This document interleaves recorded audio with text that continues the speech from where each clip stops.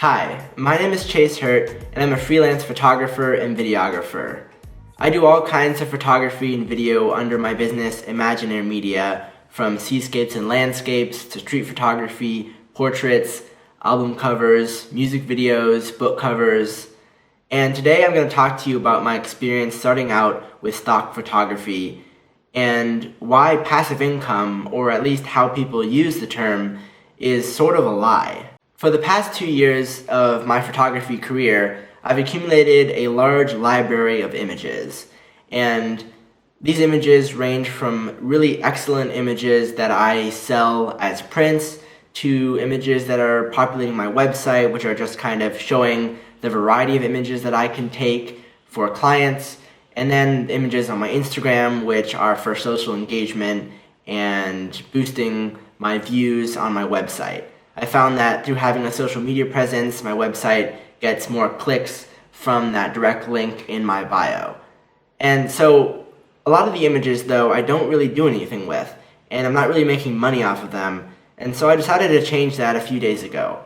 And I started uploading my images to stock photography websites. After reading a lot of blogs and online articles and watching YouTube videos about the subject, it seemed really easy. Like, I had all these images, I just had to cull through them, find my best ones, and upload them. But it ended up not being that simple, and even finding my best images wasn't as easy as you might think it would be.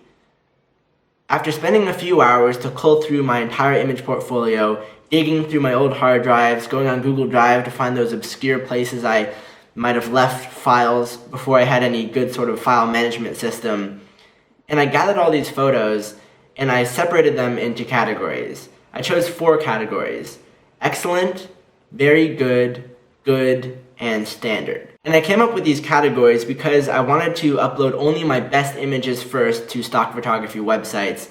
That way, my product would be great out of the gate, and I could see if putting all this effort into these great images makes financial sense, meaning, will these images sell better than my standard or just merely good quality images that I will start posting down the line. I narrowed down this excellent category to 33 images. Hey guys, Editor Chase here for a quick note. While filming the video, I realized that I forgot to include a quick look at each of the 33 images that I submitted for stock photography. So here's a quick montage of those images now.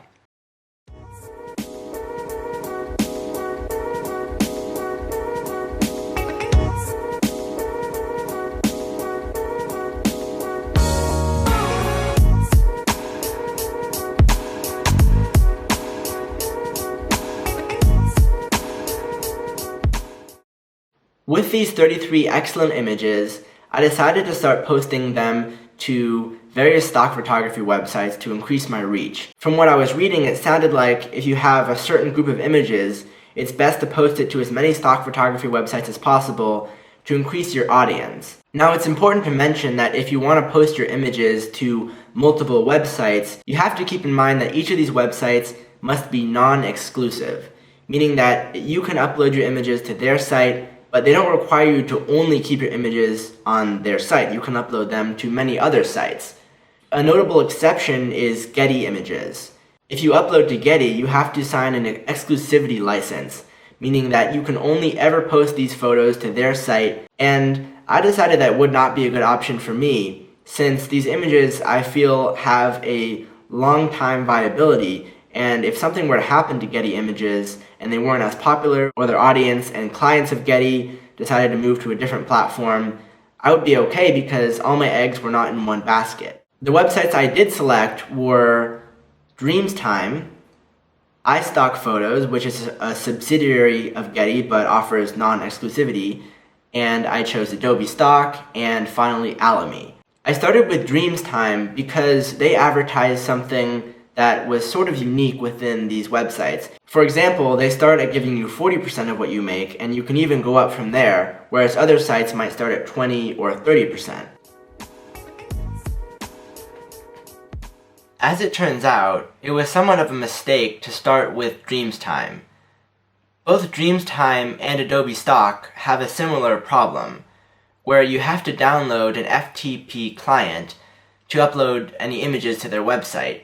An FTP client is basically a program that you have to download from a third-party site such as FileZilla, and you can upload your files from there. And also, FileZilla has a pretty terrible user interface. It's not very intuitive to set up a connection to Adobe Stock or to Dreamtime, and it separates the process of uploading the images from actually adding any keywords or captions or even titles. So it separates out the processes and makes everything take much longer. iStock solves this problem because they integrate with a much better FTP client called DeepMeta.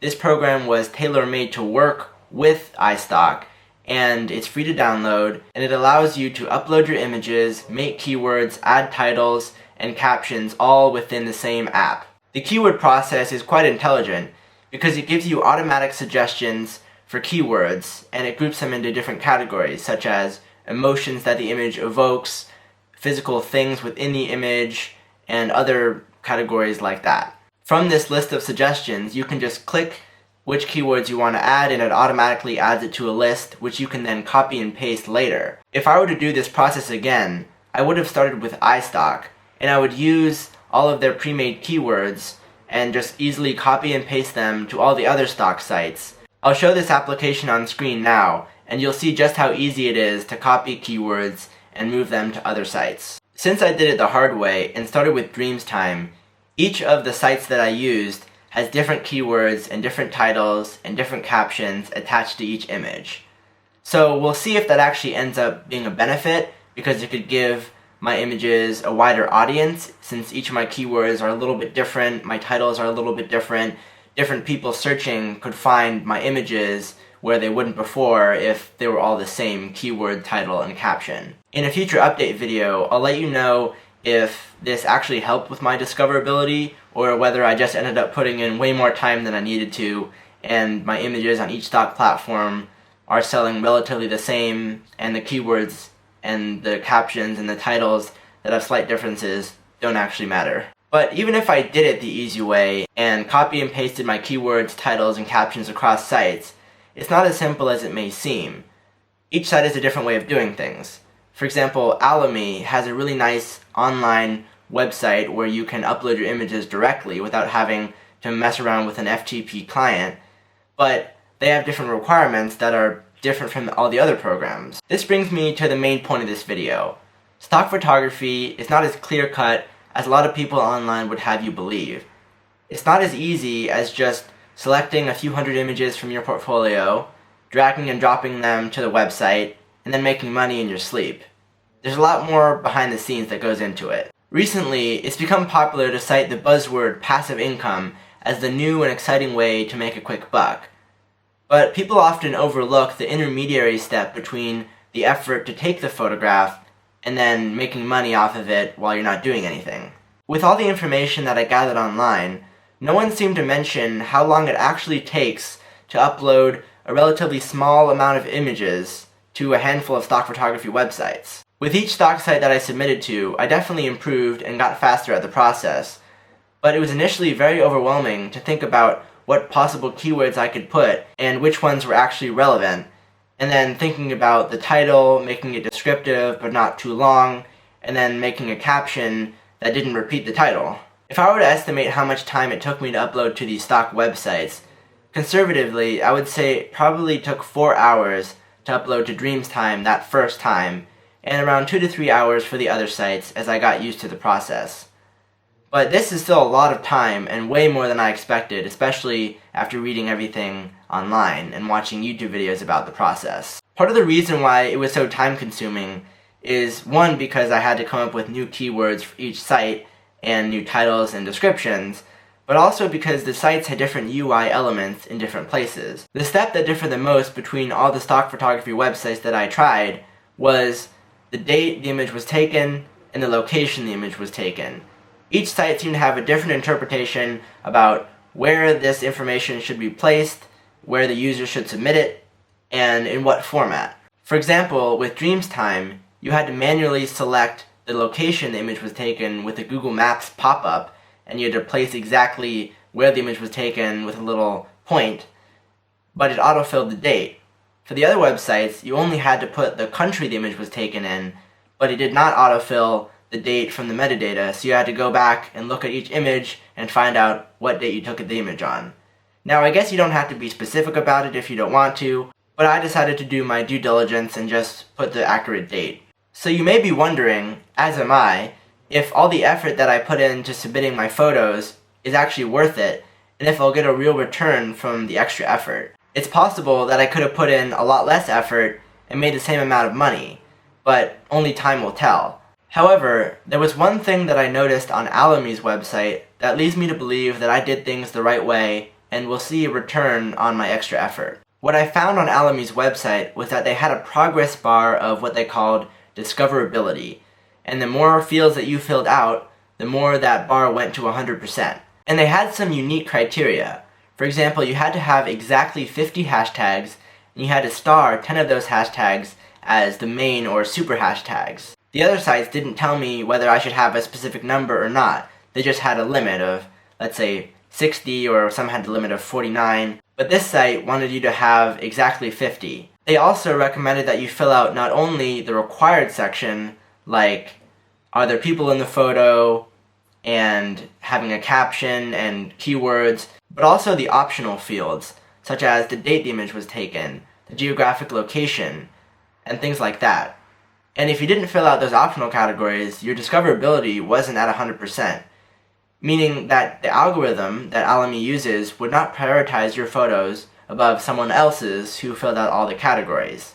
I took this to mean that your image will not reach as many potential clients if you don't do your due diligence. Hopefully this logic holds for the rest of the stock sites, and we'll see if I end up reaping the benefits of my extra efforts. In the beginning, I said that passive income is a lie, and while in the context of stock photography, it's definitely a proven way to make money, the question is whether investing all your time and effort in this potential stream of revenue is actually worth it to you. Since I'm currently a college student, investing a few hours a day in stock photography between classes and during my free time isn't really a problem because I wouldn't be making money in those time periods anyway. But if you're a professional or would make any money in paid gigs during the time that you would be uploading to stock websites, that's when you really have to consider the cost to benefit ratio. And that's a real consideration, because it does take a lot of time to upload to these websites, and there's no guaranteed return. In other words, it may not be cost effective for you to spend hours and hours uploading a few hundred images and adding keywords and descriptions and titles. Even if you were to copy and paste things, you still have to deal with UI elements that differ across platforms, as I mentioned before. And so it may not be cost effective for you. With that being said, I'll plan to upload a follow-up video to this one a few months down the line, when I get the results back from those 33 images to the 4 stock websites that I uploaded to, and we'll see if I made enough money to cover the time that I put into it, and then some. Thank you so much for watching, and I hope that you found some of the information in this video useful for your own stock photography pursuits. If you've already done some stock photography, or if this video inspired you to start it, please leave a comment down below and share any tips and tricks you may have with our community. Also, leave a comment if you want to hear me expand on something that I mentioned in this video. See you guys next time.